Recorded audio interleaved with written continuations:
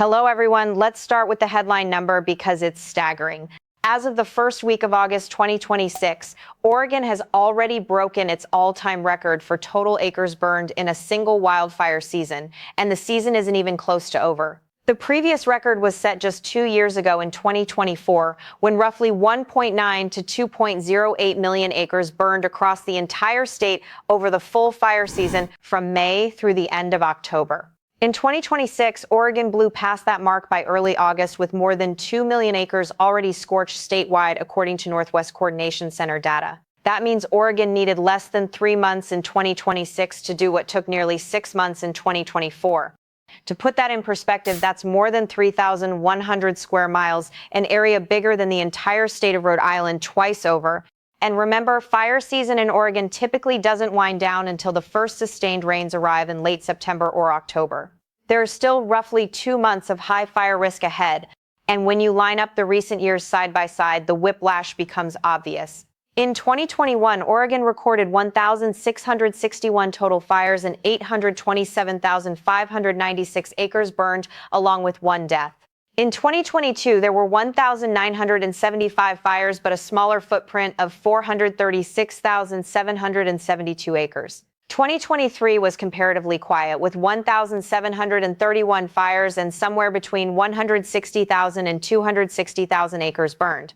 Then came 2024, the previous record season, with 2,039 fires and about 1.92 million acres burned. 2025 pulled back again, with 338,551 acres burned and 205 structures destroyed. And now 2026 has blown past all of it, already over 2 million acres by early August, with dozens of large fires still actively burning and no containment date in sight for several of them. That volatility itself is one of the most important things to understand about modern Oregon wildfire seasons. They're becoming less predictable and, in the worst years, dramatically more destructive.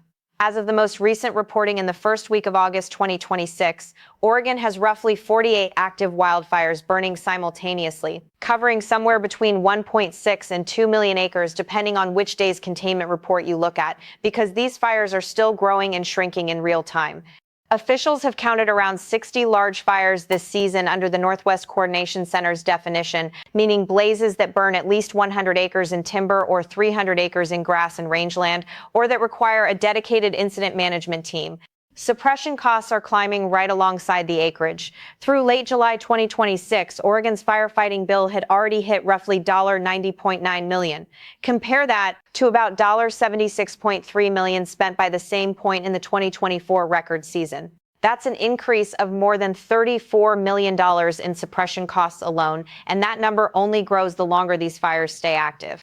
Fire officials have been blunt about why. It isn't that crews are fighting fires differently. It's that Oregon has a much higher number of simultaneous significant fires burning at once, which means stretching multiple incident management teams and firefighting resources across the entire state at the same time.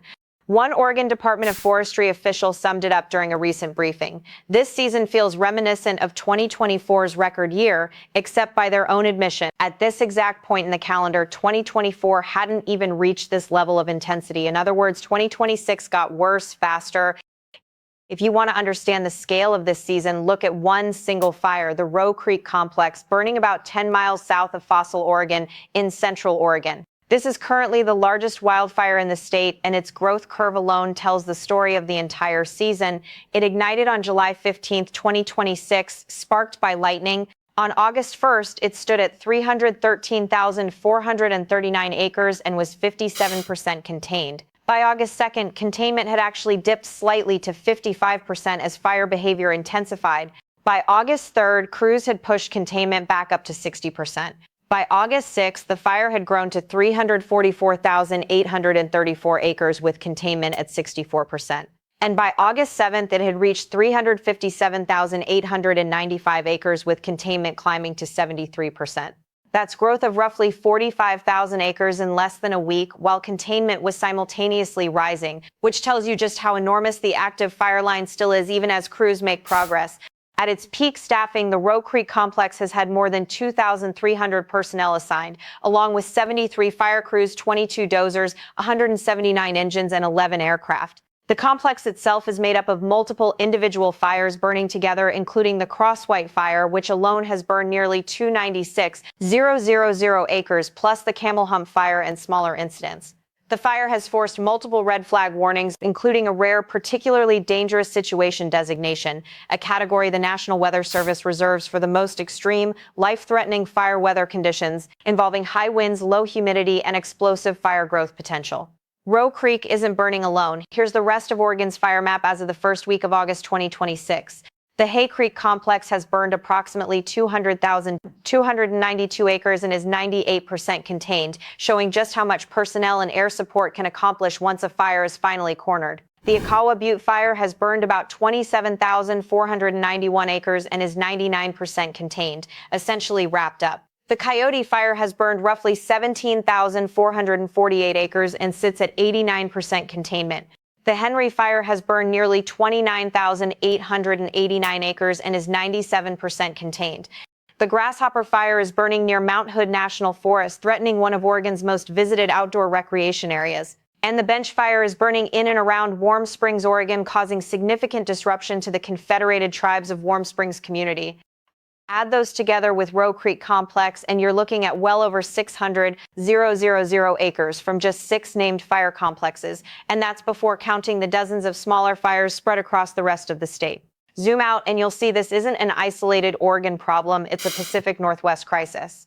Just across the border in eastern Washington, wildfires in Spokane and Stevens counties have forced thousands of residents to evacuate and destroyed hundreds of structures. Washington Governor Bob Ferguson declared a statewide emergency in response. As of early August, Washington was tracking 17 active wildfires covering roughly 262,000 acres. Combine Oregon's more than 2 million acres with Washington's 262,000, and the Pacific Northwest fire footprint for 2026 alone is pushing toward 2.3 million acres burned, in a region that historically was never considered as fire-prone as California.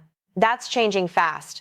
So why is this happening? The pattern behind these numbers isn't random. Several factors are compounding every fire season in Oregon. First, reduced snowpack. Climate change is driving earlier and lighter snowmelt across Oregon's mountain ranges, meaning the landscape dries out earlier in the year and stays dry longer, extending the effective fire season on both ends. Second, a century of fuel buildup. After more than 100 years of aggressive fire suppression policy across the western United States, forests and rangelands are now loaded with dense, dry vegetation that acts as fuel once a fire does start. Third, lightning ignition during peak season. Most large fires during the July through September window, including Roe Creek Complex, are sparked by lightning strikes hitting already tinder-dry landscapes rather than human activity. And fourth, extreme wind events, particularly dangerous situation, red flag warnings, combining high wind, low humidity, and heat, have repeatedly supercharged fire growth overnight, turning contained fire lines into active threats again within hours. Behind every acreage number is a real cost. In the 2025 season alone, Oregon lost 205 structures to wildfire. The 2024 record season, while devastating in scale, recorded 1 confirmed death, but tens of thousands of residents were placed under evacuation orders at various points, from the Durkee Fire in eastern Oregon, which alone burned close to 294,000 acres, to fires threatening entire communities. In 2026, with suppression costs already exceeding $90 million by late July and climbing, and with fires actively threatening towns like Warm Springs, Fossil, and communities near Mount Hood, the economic and human toll of this season is still being tallied in real time. Air quality has also swung wildly across the fire zones. Officials have reported air quality readings ranging from good to hazardous within the same week in areas near the Roe Creek complex, a reminder that wildfire impact extends far beyond the flames themselves into respiratory health for entire regions. Here's the number that should worry every Oregonian watching this video. Fire season historically doesn't end until the first sustained rains arrive, typically in late September. That means as of today, there are still roughly 6 to 8 weeks of active fire risk ahead, and 2026 has already surpassed the previous all-time record with 2 months still to go. If growth rates from July and early August continue even at a reduced pace, Oregon could end this season not just as a record breaker, but as a season that redefines what worst case looks like for the state.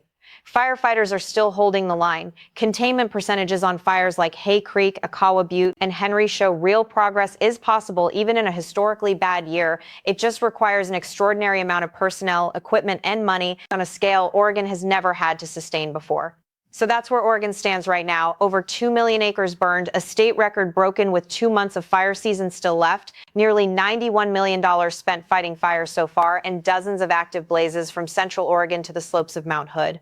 This is a story that is still being written day by day, and I'll be tracking every update as the season continues. If this breakdown helped you understand the scale of what's happening, hit subscribe so you don't miss the next update.